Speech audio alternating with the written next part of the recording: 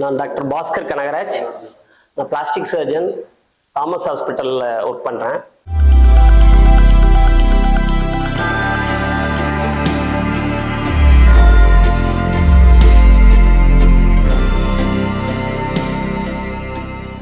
சர்க்கரை நோயால் புண்ணு வர்றதை நம்ம எப்படி பார்த்துக்கிறதுனா, மெயினாக பார்த்தீங்கன்னா ட்ரை கேங்க்ரீன், வெட் கேங்க்ரீன் ரெண்டா பிரிப்பாங்க. அதாவது காலில் ஏற்படக்கூடிய புண்ணோட பாதிப்பை பொறுத்து அது ட்ரை கேங்க்ரீனா வெட் கேங்க்ரீனான்னு பார்ப்பாங்க. வெட் கேங்க்ரீன் அப்படின்னு பார்த்துக்கிட்டிங்கன்னா இந்த சீல் வடியக்கூடிய புண்ணு. ட்ரை கேங்க்ரீன் பார்த்தீங்கன்னா கருப்பு மட்டும் இருக்கும், பட் சீல் வடியாது. இதில் ரெண்டுமே டேஞ்சர் தான். ஆனால் அதிகமான டேஞ்சர் பார்த்தீங்கன்னா ட்ரை கேங்க்ரீன்.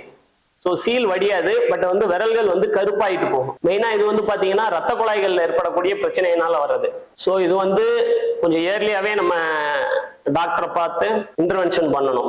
ஸோ இதுக்கு மெயினாக என்னன்னா சுகர் லெவலை கண்ட்ரோலாக வைக்கணும். ஸ்மோக்கிங் கண்டிப்பாக பண்ணக்கூடாது. ஆல்கஹால் எடுக்கிறதும் சுத்தமாக இருக்கக்கூடாது. இது ஸ்மோக்கிங்லாம் பார்த்தீங்கன்னா சுகர் புண்ணு வர்றதோட, அதாவது சர்க்கரை வியாதி புண்ணு வர்றதை அதிகமான அளவு மேலும் அதிகமாக்கும். இது லைஃப் ஸ்டைல் மாடிஃபிகேஷன் பார்த்தீங்கன்னா டெய்லி காலையில் நல்ல ஒரு எக்ஸசைஸ், ஒரு 30 மினிட்ஸ் ஒரு வாக்கிங், பிரிஸ்க் வாக்கிங் இது மாதிரிலாம் போகும்போது சுகரோட லெவல் கண்ட்ரோல் ஆகும். பிளட் சர்க்குலேஷன் ரத்த கால்களுக்கு போகக்கூடிய ரத்தத்தோட அளவு அதிகமாகும் வாக்கிங் போகிறதுனால. அதுக்கப்புறம் ஃப்ரூட்ஸ் அண்ட் வெஜிடபிள்ஸ் அதிகமாக எடுக்கும்போது நமக்கு ரத்த நாளங்களில் இருக்கக்கூடிய கொழுப்புகளும் கம்மியாகும். So sugar control, food habit, அதாவது சாப்பாட்டு முறைகளில் மாற்றம், அதுக்கப்புறம் டெய்லி 30 மினிட்ஸ் எக்ஸசைஸ்.